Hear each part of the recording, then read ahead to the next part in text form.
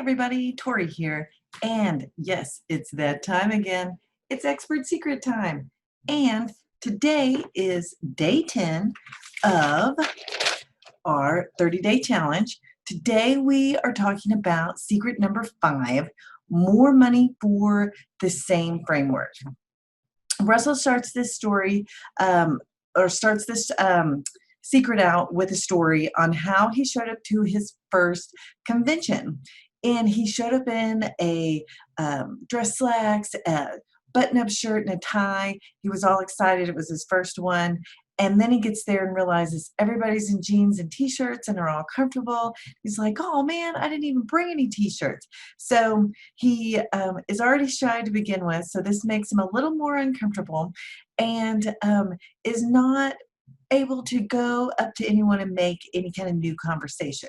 So he finally gets into the conference, is in the audience, the lights dim down because the speakers are all about to come on, and Russell finally relaxes because the lights are dim, no one can see him, he doesn't feel awkward that he's in a weird outfit that everybody else isn't in.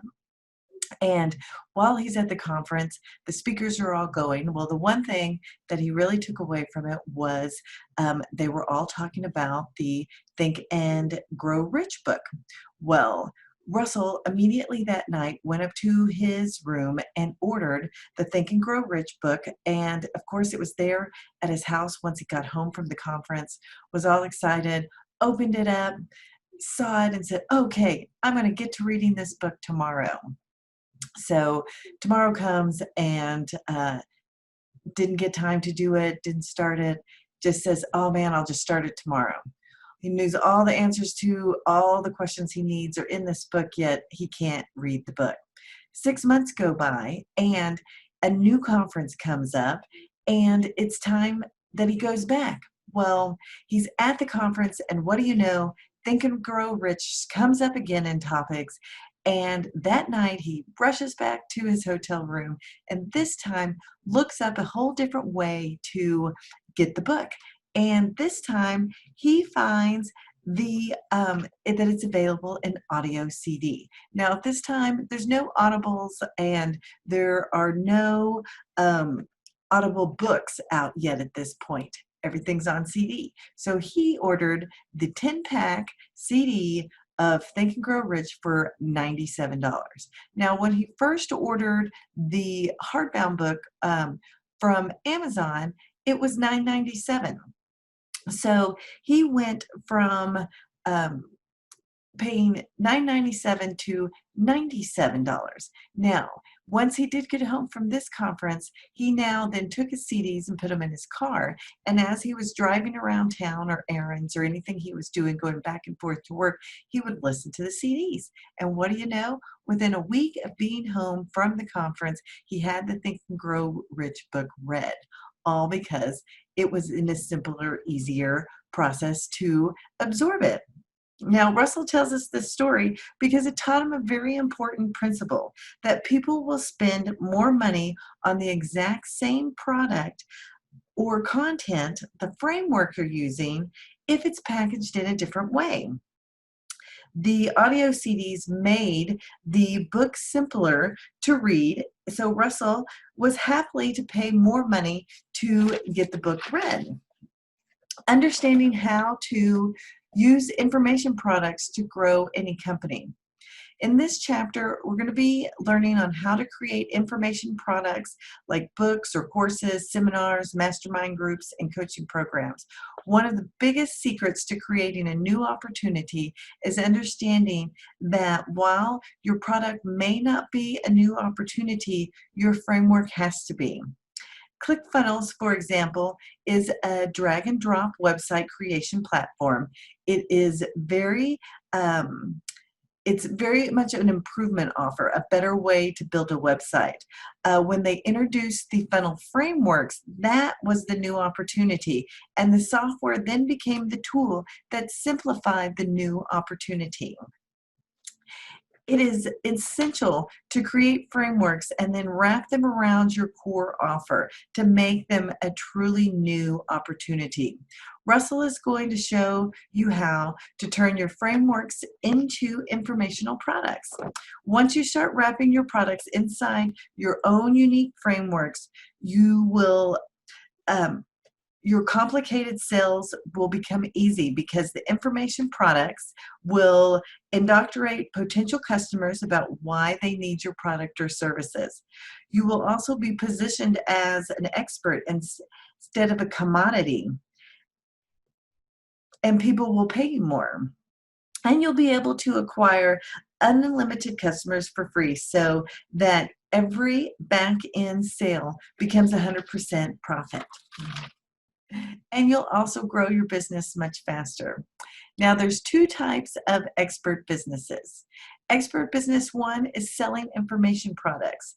It involves taking the frameworks you've learned and packaging them into informational products, coaching, or consulting.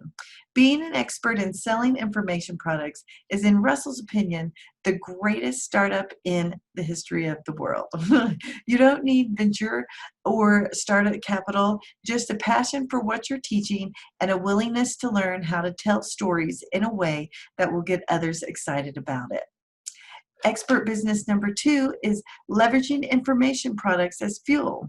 If you have a company that is selling physical products or services, that's even better because you can use the information products as fuel to grow your company faster. Now, step one, how to increase the value of your frameworks. The simplest way to increase the perceived value of your framework is to change the experience of how someone consumes it. That usually happens by moving things from one form to another, such as written word to audio, or audio into video, or videos into live experiences. The other way to increase value of your frameworks is by changing how you fulfill on the framework. The three different ways you can fulfill on a framework are do it yourself, where you give the framework and they implement it on their own. Do it with you. You work with them to implement the framework together, or do it for you. You implement the framework for them. The 8 most popular ways to package your framework are one, in pre-funnel content that are free. Your framework steps works really well as a hook for an ad that will pull people into your funnels. You can also teach your frameworks as a pre-funnel content in YouTube videos, podcast episodes, or blog posts or more. The next one is a lead magnet. This is also free. You can also use your framework as lead magnets to pull people in with video teachings in exchange for emails. A book. This is a free plus shipping. You can expand or go deeper with your frameworks with books. The negative thing with a book is that it's the hardest thing to create and sell for the least amount of money. But the perceived value and the ability to position you in your market as an expert is one of the highest ways that you can package your framework. The fourth one is membership sites. This is from $10 to $100 per month. Membership sites usually blend all the different learning modalities into one. The offers is there's written content, audio, video training, along with an online community or live experiences for members to network together. The big advantage of membership sites online over online courses is that because they are typically billed monthly, they give you an ability to drip out your framework to people over time versus giving everything to them at one time. The thing is the online course. This is from $100 to $1,000. Courses are very similar to membership sites that in terms of how the content is put together using all the different modalities. The biggest difference is how you bill or deliver the product. The sixth one is seminars or workshops. This is in the range of $500 to $5,000. This is where you start to take your frameworks offline. Definition for Russell of a workshop is an event where you are spending a few days teaching your frameworks. These are smaller events and more intimate, and seminars are usually a lot of different speakers teaching their own frameworks based on a topic to a large group of people. The seventh is the mastermind. Now, this is a $10,000 to $100,000 experience. Mastermind groups are usually small events that aren't focused much on teaching new frames, but instead of implementing existing frameworks that the group already learned. And the last one, the eighth one, is one-on-one, and this is usually 100,000 plus. This is often the highest level of framework application where people pay to work one-on-one with you and for their services, or with them coaching or implementing the processes. So you are trading time for money here, which is why the price is so much higher. Now, you need to note, even though the price changes for each way that you package your frameworks, you're not necessarily teaching new frameworks at each level. You are changing the experience of how people consume and implement the frameworks, and then the value goes up at the level of service. Step 2 is how to create even more value by turning your frameworks into tools. Now, how much money are you able to make as a business in a direct relationship to how simple, let me say this again. How much money you're able to make as a business is in direct relationship to how simple you can make the process for your customers. The frameworks are a way to simplify the process, and you'll be paid for that. Software or supplements, physical products or services are ways to simplify the process inside your framework even more. Now, as you look at your framework, start looking at each part and asking how you could simplify the process of which process that you have for a simple type of tool for someone. Russell gives us some ideas of things he looks for when he's trying to create tools out of his framework. For software, the best tool that you can create from your framework is software. The perceived value of software is huge and can be pretty inexpensive to create.